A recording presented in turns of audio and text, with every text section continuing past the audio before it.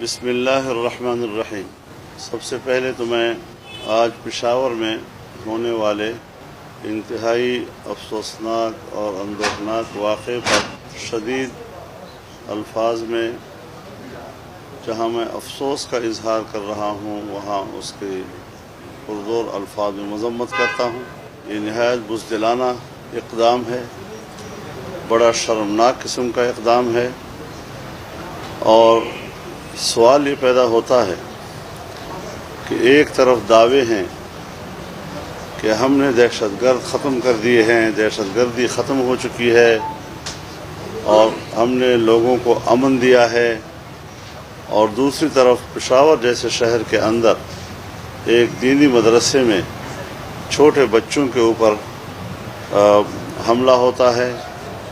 بم دھماکہ ہوتا ہے، وہاں طلباء شہید ہوتے ہیں،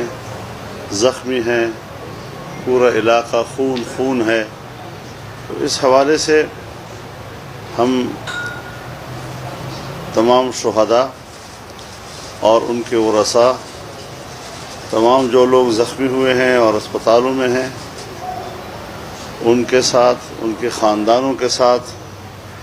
اپنی ہمدردی کا اظہار کرتے ہیں، اور جو شہید ہو چکے ہیں اللہ تعالیٰ ان کو اعلیٰ و ارفع درجات نصیب فرمائے، اور جو زخمی ہیں اللہ تعالیٰ ان کو شفائے کاملہ نصیب فرمائے۔ میں یہ بھی واضح کر دینا چاہتا ہوں کہ حکومت اور حکومتی ادارے اگر ہمیں تحفظ فراہم نہیں کر سکتی تو میں تمام دینی مدارس سے اپیل کرتا ہوں